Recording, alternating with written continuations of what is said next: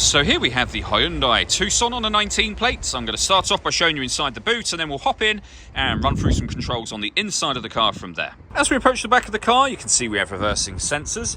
Plenty of boot space as well, along with that 60/40 split folding rear seat, should you wish to increase this space even further. Okay, now that we're inside the car, we're going to start with the dials. On the left-hand side, we have the rev counter and coolant temperature gauge, and on the right-hand side, the speedometer and fuel gauge. In the middle at the bottom, you can see the total miles of the car, which are 12,139.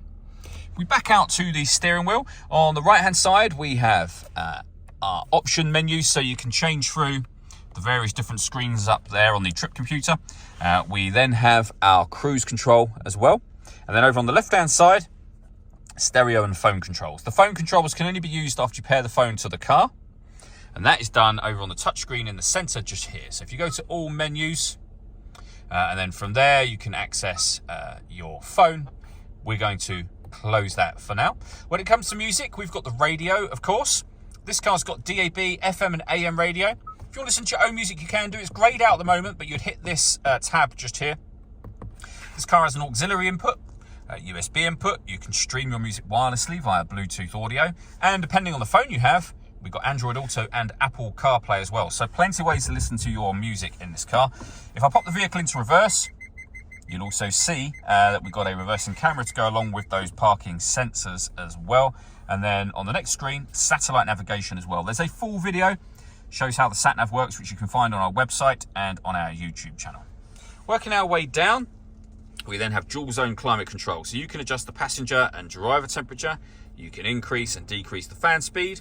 You can determine what direction you'd like the air to be distributed in down here as well. And then when you're happy with those settings, this button turns your air conditioning on and off again, or hit auto.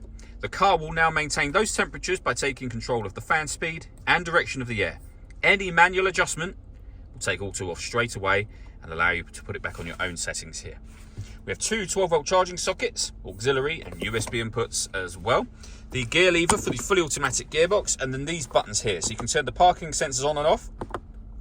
This button turns off the stop and start. This car is designed to cut out when it's stationary in traffic to save you fuel. That system is off when that light shows.